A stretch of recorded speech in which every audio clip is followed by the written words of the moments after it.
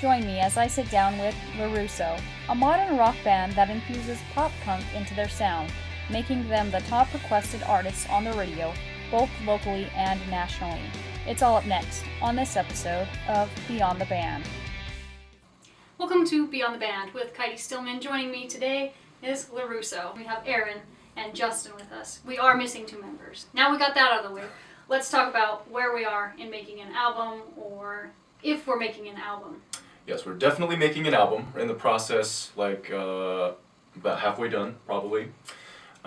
So ideally, we'd like to get some studio time in spring 2017, and then hopefully do a big official release show late spring, early summer 2017, hit the road for a tour in support of that shortly after, or before, I don't know. We're pretty open, and we'll see what happens, you know? Yeah, the last year or so has been kind of hustling on some of the material we put out back in 2014 with Life in Static, and just kind of in between we released Fever, our newest single, and a music video for that to kind of whet the appetite a little bit in the meantime. And we've been working with a management company out of North Carolina and doing some touring this year too, so just trying to hit the ground running. So we are going to see more of you. Yes, absolutely. Can't get away from us that easily. Yes, so everybody stay tuned because you will see them soon. Let's talk about Life in Static, because that was like your last album that really came out. How was the process of making that album for you guys? It was awesome. Justin actually joined the band as just a touring drummer. We had a big tour scheduled, and our scheduling conflict with our original drummer. Not original drummer, but the drummer at the time. And he came in just to fill in, and it was awesome. Ended up being so awesome that we just had him join permanently. And it was crazy being with so many different lineups, what kind of the vibe is like when you're writing together. And so when Justin officially joined on, it was really when, I think, to use his term again, we hit the ground running as far as writing, and it was very cohesive, it was very productive, and it was very fun. It became just really, really fun again. And so this record was kind of a product of that, and I think it shows a little bit, some maturity, and just production-wise, writing-wise. And so yeah, it was a blast to do this record. I'm very proud of this one. Yeah, it was a lot of fun. Our process has been a lot more varied, I think, lately, but Life in Static was very organic, and I think that's why it was fun, is it was just we'd meet Tuesdays and Thursdays and, grab a 12-pack and write on the acoustics and then bring it to full band later, and it just kind of almost all came together that way. And I think everyone got a really good opportunity to kind of flex their creative muscles on this and contribute their own piece. There's some stuff that I think we're all individually really proud of, and all of it's also highly collaborative, so it was just a very rewarding process for that record. One of my favorite songs personally off this album is Chemicals. Can you kind of talk about your writing process, because I love how it opens with the acoustic guitar. Mm-hmm. Whose idea was that? It was Fizzy's. Fizzy, that was almost all Fizzy. You know.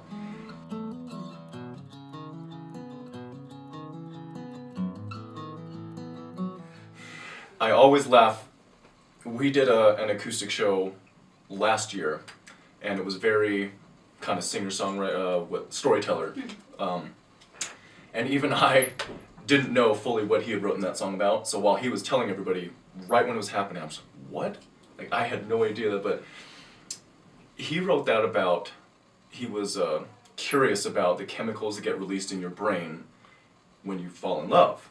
So he starts listing off all these valspraxin and stuff like that.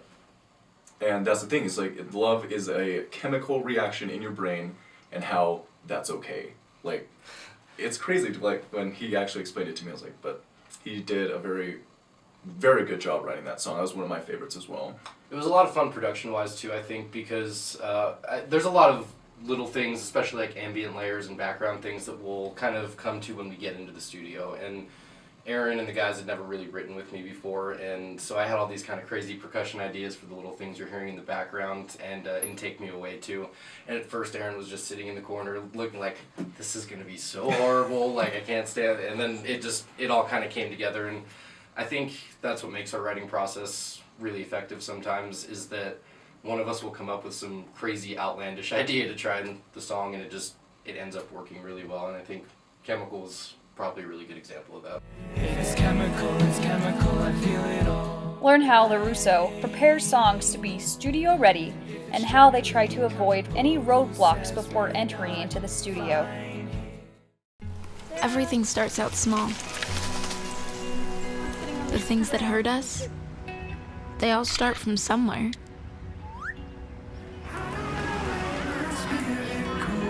The words we say, the things we do, they can grow into something else. What was small and innocent can become big and sometimes scary. All it takes is one comment, one picture, one video for something to catch fire. But a big problem doesn't need a big response. Not at first. Even if we don't know what to say, the eye emoji can be that first step we take. Let's all pledge to take that first small step together and change the world in a big way. I'm a witness, and so are you.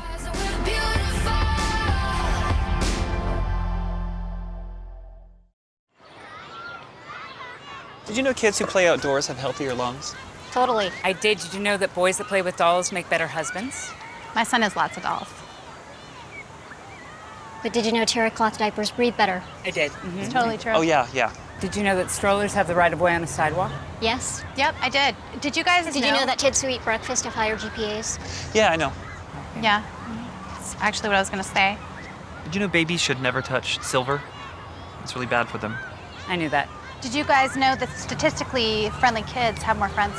Mm-hmm. Yeah. That's obvious. Did you know most people think they're using the right car seat for their kid, but they're not?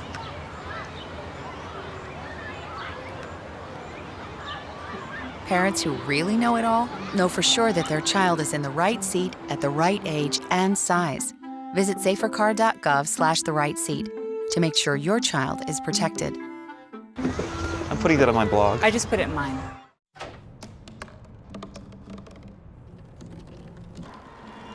Everybody has a dream.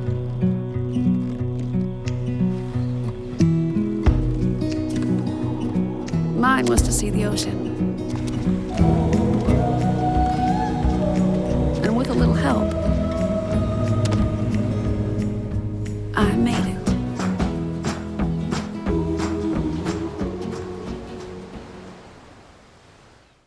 Sweetheart, think about your future. Jeff over there did, and just look at him.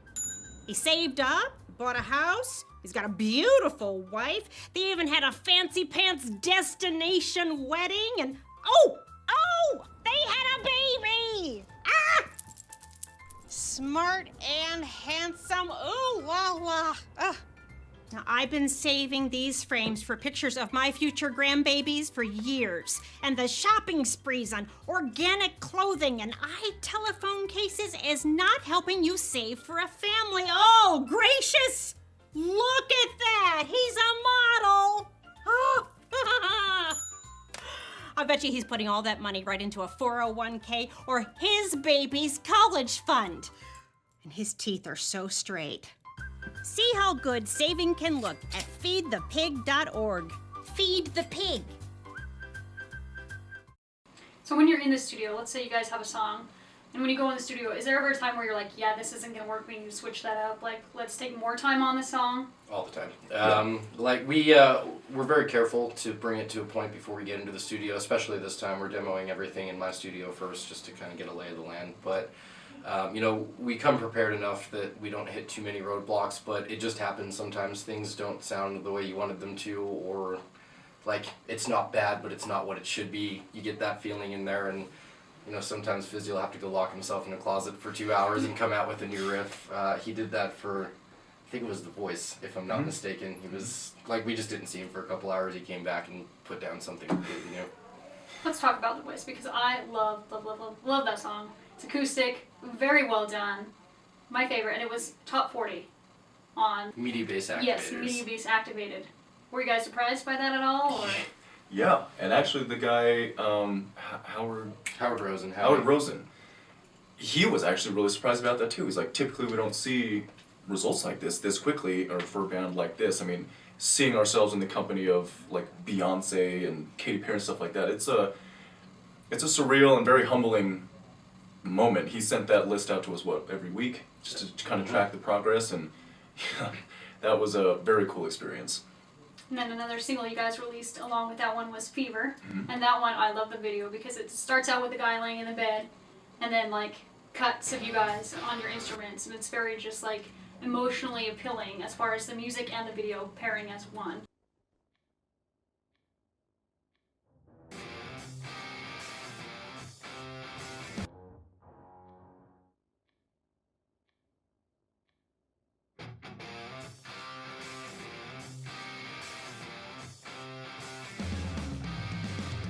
You've got your own intentions. You've got my intention. It's too much to admit that you've got an impulse for this. You guys want to talk about your process of making that video? Well, with Fever, because Fever came earlier this year, I think, and we'd written it just a little bit before that, just kind of as an in-between with Static. It will be on the new record, but I can't speak highly enough about Pat and Chris. Chris is Nick's brother, and Pat is a very good friend of ours. They did everything. They storyboarded it. They're incredible video editors. They do most of our digital content, and I mean, to be completely honest, they had a vision for it, and they ran with it, and we showed up, and they were like, this is how it's going to work, and we kind of just went with it, and we got a stellar product out of it, and sometimes it's best to just let the professionals do what they do best. We'll be right back with more. Stay tuned.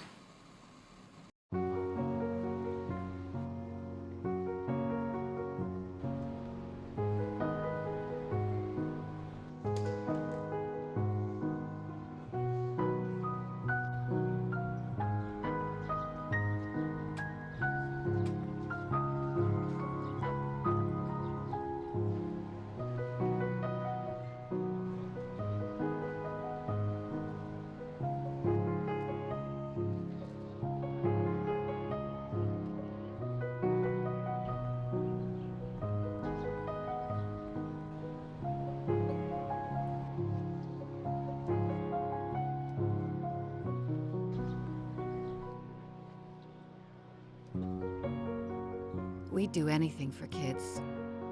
Yet 1 in 6 children in the U.S. struggle with hunger. Help end childhood hunger near you. Learn how at feedingamerica.org.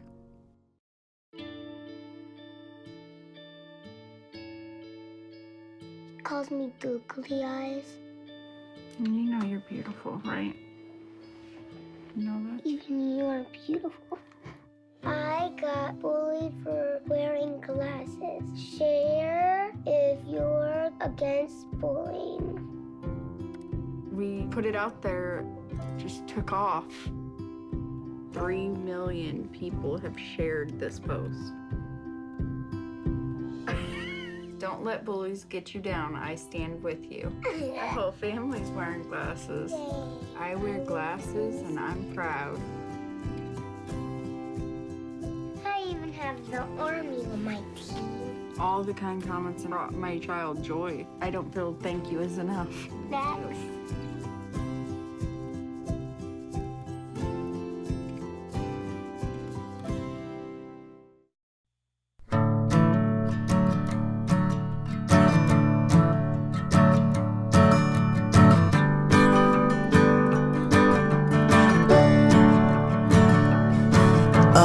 Listen now, can you hear the bluebirds? Oh, look up now, can you feel the sun? Whoa, whoa, whoa, whoa.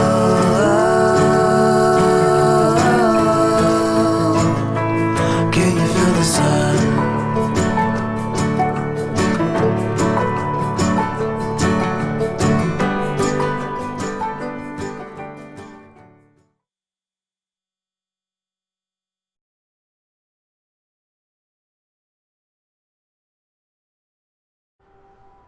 As an 18-year-old, I let my mistakes kind of take over my life.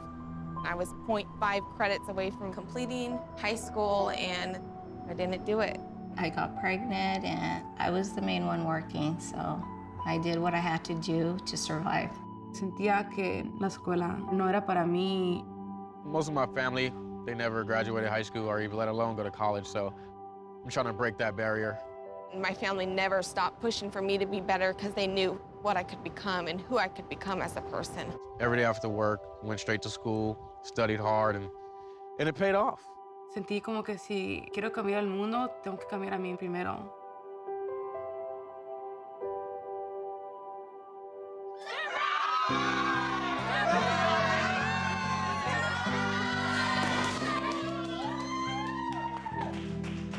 I could not have gotten my diploma without my family.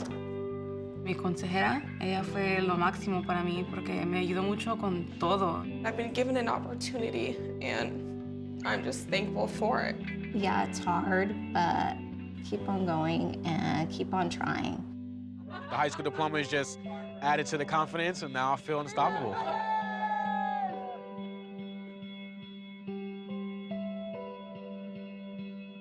Find free adult education classes near you at finishyourdiploma.org. Welcome back to Beyond the Band with Kydee Stillman. Earlier, before the break, we were talking about the voice a little bit. One thing that I love is I'm pretty sure I hear a cello in the voice. Is that true? Yes. Whose skill is that? Who's playing that?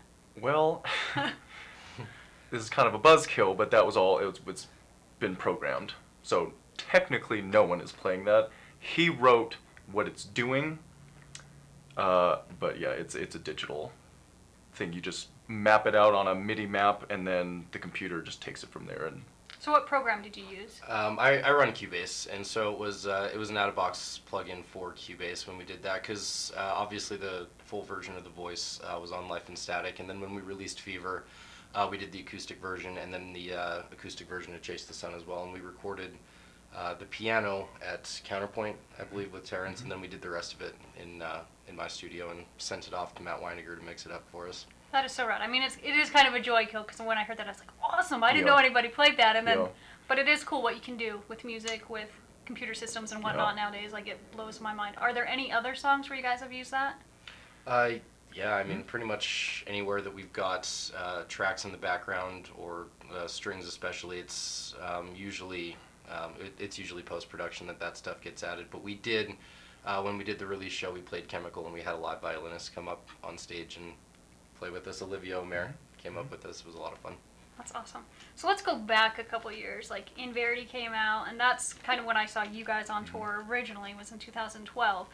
And just from back then to now, your guys' music has changed so much. Like, right now, I feel like you were here and you're up here with your music. Like, what happened to get you from where you were to where you are now? Well, first of all, I appreciate that. Thank you.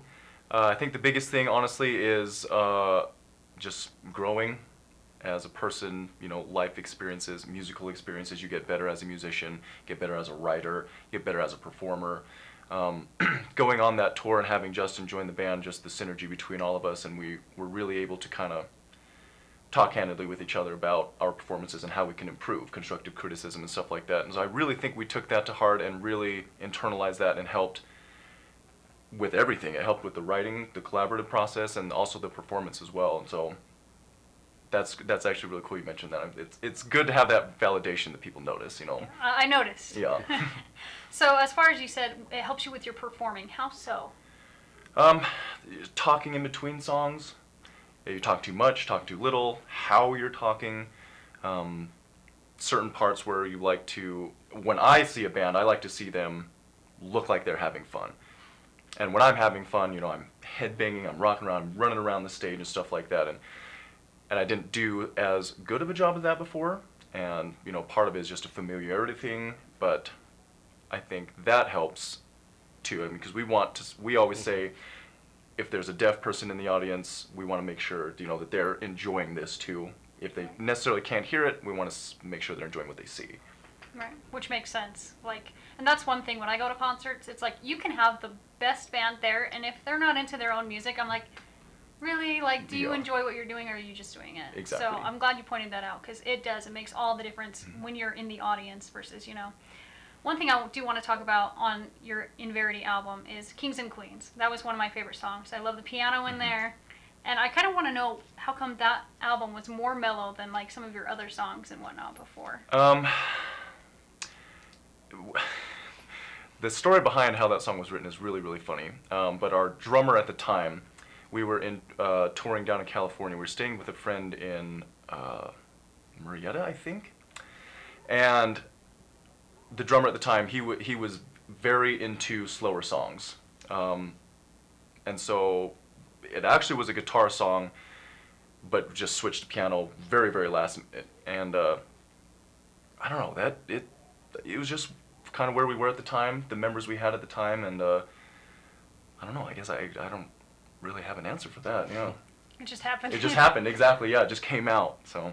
Well, that's one thing too, is I've noticed with bands, you see them learn and grow, and it's so great because it's not just like you see it when they're on stage or whatnot, but you hear it in every album that's released, and that's one thing that I appreciate about you guys, is from the albums that I've listened to way back in 2009, 2012, up to your newer releases, big difference. And for me as a listener, I think outstanding to you guys, props to you guys for actually taking in criticism, and on yourselves too. I know you're probably hard on yourselves, and taking feedback and actually applying that and putting that into your album and making it, you know, extraordinary. Yeah. Stay tuned, because after the break, we're going to leave off on a high note with a special performance. Open up your books to page 360. Did you just look at your phone while you was in class? You played yourself. Talking about inspirational quotes. You gotta believe in yourself. Don't ever play yourself. The key is to make it, so make it. Louise, can you give me an example of an inspirational quote? Don't play yourself. The key is to make it. And who said that? I did. Now that's a major key alert. Learn the real major keys to getting to college at getschool.com. I'm a retired school psychologist, and helping people was my thing. I was very independent and thought I could take care of myself. I fell, and I had to have Meals on Wheels. After my stroke, when Meals on Wheels started, I was on the other end of the stick, so to speak. Meals on Wheels, coming to my door as someone who's housebound, having someone check on me, assures me that I'm not forgotten. Meals on Wheels has given me a mode of freedom that I wouldn't have otherwise. We're the clients. We are the clients. We are the clients of Meals on Wheels. America, let's do lunch. 1 in 6 seniors faces the threat of hunger, and millions more live in isolation. Drop off a hot meal and say a quick hello. Volunteer by donating your lunch break at americaletsdolunch.org. Every time I hear the alarm bell go off in school, I think it's an air raid. A lot of houses in our neighborhood have been destroyed. I like to close my ears and sing songs whenever the bombs come close.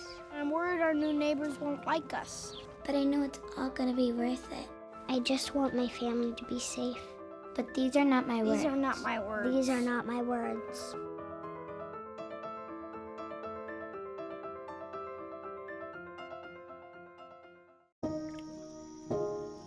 This is the story of a boy who didn't talk for a long time. The boy liked things to always be the same. Any changes would scare and upset him. The unknown was an unfriendly place. The boy was very sensitive to lights and sounds. So he built secret hiding places where they couldn't get in. The boy didn't like looking people in the eye. He wasn't trying to be mean, it just made him feel uncomfortable. Sometimes he would flap his arms again and again. One day, I found out I had something called autism. My family got me help. Slowly, I found my voice and learned all the ways I could live with it better. Early intervention can make a lifetime of difference. Learn the signs at autismspeaks.org. Now that you know a little bit more about Larusso, let's leave off on a high note. Here's Aaron performing The Rescue. If you find out how it is, just about every time, I'll lay out all the details, list the facts and scratch the lies. I'll find a state somewhere I won't be out of place. Just tell me I can save you, I'll change too. This is how it is, now it's coming out. What would